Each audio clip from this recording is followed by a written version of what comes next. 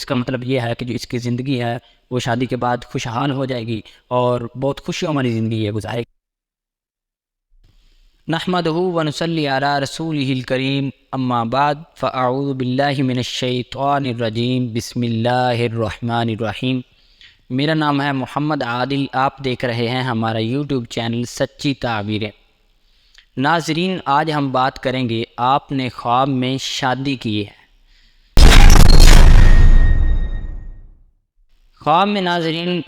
اگر آپ نے یہ دیکھا ہے کہ آپ نے کسی لڑکی سے شادی کی ہے، اس لڑکی کو آپ بیاہ کر اور اس سے شادی کر کے اپنے گھر لے آئے ہیں،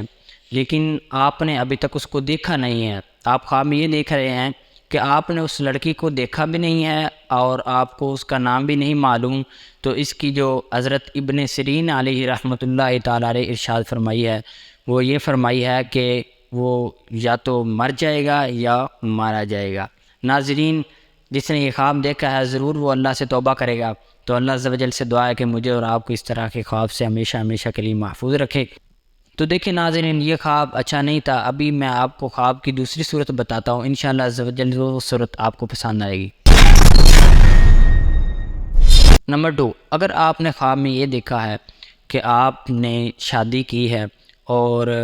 دلہن کو بیاہ کر لے آئے ہیں، اس سے شادی کر لی ہے اور اس کے ساتھ آپ سوئے ہیں، تو اس کی جو حضرت ابن سیرین علیہ رحمۃ اللہ تعالیٰ علیہ نے جو تعبیر ارشاد فرمائی وہ یہ فرماتے ہیں کہ بزرگی پائے گا، یعنی اس کی عزت ہوگی، یہ عزت والا شخص بن جائے گا، اور جو چیز اس کی ملک نہیں ہے وہ اس کی ملک ہو جائے گی، یعنی اگر کوئی چیز کا یہ مالک نہیں ہے تو عن قریب انشاءاللہ عز و جل اس خواب کی برکت سے اس کا مالک ہو جائے گا۔ حضرت جابر مغربی رحمۃ اللہ تعالیٰ علیہ نے ارشاد فرمایا کہ اگر عورت خواب میں یہ دیکھے کہ اس کی شادی ہوئی ہے اور اس کے خاوند کے پاس بھی لے جایا جا چکا ہے، یعنی اس کو شوہر والے لے گئے ہیں،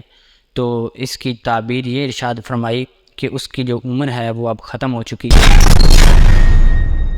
اور اگر عورت یہ دیکھتی ہے کہ اس کو شوہر لے گیا ہے اور اس کے ساتھ نیک سلوک کیا ہے، تو اس کا مطلب یہ ہے کہ جو اس کی زندگی ہے وہ شادی کے بعد خوشحال ہو جائے گی اور بہت خوشیوں والی زندگی یہ گزارے گی، اور یہ ایک اچھی تعبیر ہے۔ اور میں اللہ سے یہ دعا کرتا ہوں کہ اللہ عز و جل میری اسلامی بہنوں کو ہمیشہ کے لیے اس طرح کے جو برے خواب ہیں ان سے محفوظ رکھے، اور جو اچھے خواب ہیں اللہ عز و جل سے دعا ہے کہ وہ ہی ہمیشہ آئیں، اور اللہ عز و جل سے دعا ہے کہ وہ